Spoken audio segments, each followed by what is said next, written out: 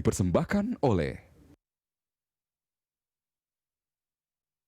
Kembali di CEO Talks, kita masih bersama Presiden Direktur PT IBM Indonesia, Tan Wijaya. Pak Tan, ini saya masih pengen menyambung yang tadi, Pak. Sebetulnya masih penasaran juga. Ini bagaimana bisa memprediksi apa yang akan terjadi di masa depan, kebutuhan permintaan pasar di masa depan. Ini kan bukannya seperti dukun yang dapat wahyu atau ilham terus akhirnya bahkan sampai mengubah core bisnis kan? Mengubah yang tadinya menjual hardware, PC, notebook sampai sekarang itu mungkin tidak dilakukan lagi sama IBM. Ini bagaimana jalannya? Oke Pak, tentu kita punya dua hal yang penting Pak. Yang pertama adalah lembaga yang saya sebut tadi adalah IPV, Institute Pieces of Value, di mana lembaga ini setiap tahunnya melakukan survei ke C-level, baik dari segi CEO, CFO, Chief Marketing, dan sebagainya. Nah, dari inputan ribuan orang kita survei tiap tahunnya. Dan banyak pertanyaan-pertanyaan yang menurut saya sangat menarik. Misalnya ambil contoh adalah pertanyaan mengenai kalau mereka bangun di tengah malam, apa yang paling mereka khawatirkan terhadap perusahaan mereka. Nah, dari situ kita bisa menangkap esensinya, kira-kira challenges yang mereka hadapi saat ini seperti apa. Dan pada saat kita sudah capture itu, maka kita masuk ke ranah yang kedua, yaitu lembaga R&D-nya kita, Research and Development. Nah, ini kita beruntung sampai hari ini kita punya 5 orang, Pak, penerima hadiah Nobel, Pak, di IBM, pegawainya IBM. Nah, research kita invest billion of US setiap tahunnya untuk melihat kiblatnya kemana, research-nya, dan lalu kita invest benar-benar di area itu. Misalnya hari ini banyak sekali bicara tentang data AI, blockchain, quantum computing. Nah, ini ranah-ranah yang kita dapatkan hasil dari survei IBV itu, Pak. Kira-kira seperti itu, Pak. Sehingga prediksinya jauh lebih tepat. Di sisi lain sebetulnya ketika bicara soal AI, bicara soal cloud computing dan segala macam, itu bukannya pebisnis atau mungkin orang yang bergerak mengelola perusahaan dan segala macam agak khawatir sebetulnya soal dalam tanda kutip data mereka ini harusnya konfidensial, apakah akan tetap terjaga dan segala macam. Nggak begitu, Pak Tan? Ya, tentu mungkin saya jelasin sedikit tentang cloud journey ya Pak ya, karena banyakkan dari orang-orang melihat cloud itu sama dengan public cloud, yaitu cloud yang diletakkan di suatu data center baik di luar negeri ataupun di suatu tempat tertentu gitu ya.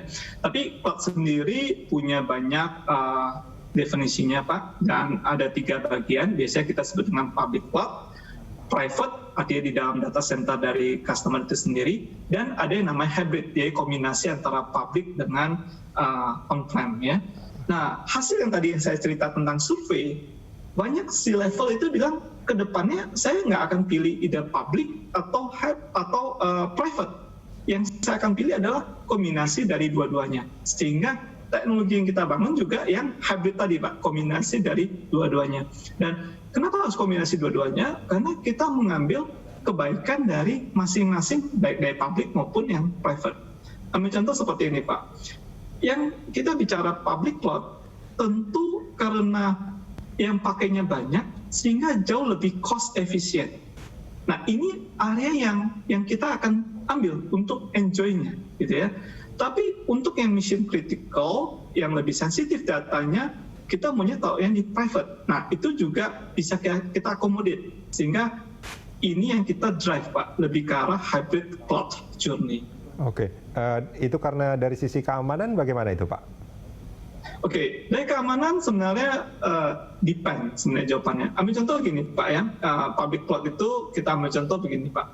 Kalau kita parkir mobil kita di shopping mall misalnya Pak ya, tentu pada saat kita ambil masuk ada penjaganya, ada CCTV, ada juga lapangan tempat untuk kita parkir gitu ya, dan ada yang jagain juga gitu ya. Nah, sedangkan kalau kita parkir di rumah, sepertinya tidak akan banyak untuk kita ambil karcis sendiri, ambil penjaganya dan sebagainya. Nah, itu tidak terjadi di public cloud, karena public cloud itu jaganya bukan 1 orang atau 2 orang, dia mau jaganya ada the whole tenant yang masuk di sana, sehingga level security-nya jauh lebih tinggi yang dia taruh. Jadi harganya misalnya contoh gini, biasa orang kalau beli server misalnya 1 miliar, jarang itu pasang alat security yang lebih dari 1 miliar. Nah, itu kalau di private. Tapi kalau public, teman-teman maunya taruh cuma $100, $200, karena yang jaganya bukan orang atau satu individu dengan individu yang lain, dia akan taruh level security yang sangat tinggi untuk jaga semuanya. Nah, tentu banyak juga kalau kita lihat memang di COVID-19 ini kita lakukan analisa lebih dari 3.000% security attack terjadi di first half ini. Nah, itu mungkin harus dilakukan kombinasi bagaimana kita bisa manage dari segi security attack ini. Tidak sekedar hanya bicara public cloud, tapi adalah kekuatan dari security management sendiri, Pak. Dan itu yang menjadi tantangan saat ini, Pak, ya, untuk di bidang cloud computing. Oke. Nah, ini bagaimana untuk memastikan, bukan hanya memastikan, tapi juga memberikan keyakinan kepada calon pengguna, misalkan, bahwa cloud computing itu betul-betul aman dan tidak sesulit, tidak serumit yang dibayangkan sebelumnya. Nah, itu gimana Pak Tan? Oke, definitely cloud tadi dari segi benefitnya orang akan banyak sekali kalau kita bicara tentang company yang born on cloud seperti e-commerce, dia no-brainer mereka langsung move ke cloud. Kenapa? Karena dari segi bagaimana mendeploy aplikasinya jauh bisa lebih cepat karena kapasitas yang ada di cloud bisa lebih fleksibel dibanding kalau ditaruh di on-private. Ini gitu ya. Semua e-commerce sudah menggunakan cloud ya Pak ya? Majority kalau kita bicara yang baru, biasanya mereka akan masuk ke sana karena investasi awalnya jauh lebih murah Pak dibanding mereka on-private. Misalnya contoh, daripada dia beli server 1 miliar misalnya, contoh, mereka bisa on cloud yang sistem pembayarannya bulanan. Misalnya 10 juta atau 15 juta rupiah per bulannya. Nah, dengan cara seperti ini tentu entry barrier-nya akan jauh lebih rendah sebenarnya Pak Rudi. Oke, baik. Nah, itu soal tingkat literasi banyak perusahaan saat ini soal penggunaan AI, terus cloud computing, ini sekarang bagaimana kelihatannya Pak kalau dari pandangan Pak Tan sendiri? Oke, tentu dari government juga sudah push yang disebut dengan Industri 4.0. Iya. Ya, Industri 4.0 adalah bagaimana menggunakan IT untuk leverage dari segi AI dan data, gitu ya. Karena ke depan data is a new natural resources. Jadi data adalah sumber daya alam yang baru, Pak. Siapa yang mengerti tentang data, dia yang punya kelebihan untuk berkompetisi dengan yang lainnya. Jadi kepentingan untuk menguasai data atau mengerti tentang data menggunakan artificial intelligence menjadi suatu keharusan saat ini, Pak. Apalagi kalau kita bicara misalnya COVID-19 ya. COVID-19 ini juga mendorong banyak sekali company untuk berlomba-lomba melakukan digital transformation.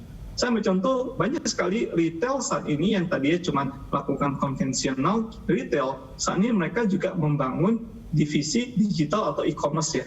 Dan pada saat mereka membangun divisi digitalnya, tidak serta-merta hanya membangun e-commerce, tapi benar-benar melihat adalah data. Ambil contoh, saya lihat ada beberapa company yang mereka pada saat promo, mereka lihat kira-kira pelanggan mana yang lebih sering belinya dalam bentuk ukuran. Misalnya kita lihat kopi saat ini banyak yang 1 liter, ya gitu ya. Nah, mereka mulai menganalisa, sehingga pada saat next campaign-nya, mereka akan blast lagi ke pelanggan yang sama, sehingga repeat ordernya jauh lebih tinggi. Nah, ini satu contoh penggunaan AI atau penggunaan data yang efektif dan efisien, Pak. Ini yang kalau saya tidak salah disebut cognitive enterprising. Betul Pak, Cognitive Enterprise. Jadi Cognitive Enterprise adalah satu pemikiran IBM berikutnya setelah yang tadi saya sebut dengan CAMS itu, Cloud Analytics, Mobility, Social, dan Security. IBM melihat 3 tahun ke depan kita akan masuk ke area yang disebut dengan Cognitive Enterprise. Artinya apa? Banyak sekali transformasi yang terjadi di hari ini adalah berdasarkan dari luar ke dalam. Jadi kita lihat, market bergerak di sini, kita lakukan inovasi seperti apa. Tapi dengan Cognitive Enterprise memungkinkan company-nya itu melakukan inovasi dari dalam keluar, Pak. Ambil contoh begini, Pak. Pada saat biasanya during Lebaran gitu ya, biasanya kita bisa memprediksi kira-kira kalau lagi lebaran, bahan bakunya perlu berapa, penjualannya perlu berapa, dan sebagainya. Tapi dengan hantaman COVID-19 ini, tentu skenario bisa berubah. Nah, market trends yang dari luar belum tentu bisa menjawab semua informasi yang kita miliki.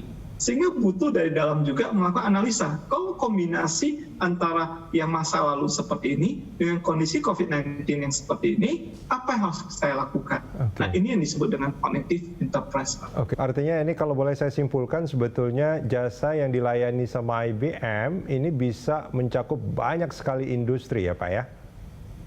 Ya Pak, hampir semua small medium enterprise dan enterprise definitely kita cover Pak. Definitely perbankan menjadi tulang punggung dari bisnis kita so far. Karena saat ini kita memang sudah terbiasa melayani enterprise yang sifatnya 7 by 24 hour. Baik, Pak Tan, kita jeda sebentar, kita akan lanjutkan ini di segmen berikut. Pemirsa jangan kemana-mana, CEO Talk masih akan kembali usai jeda.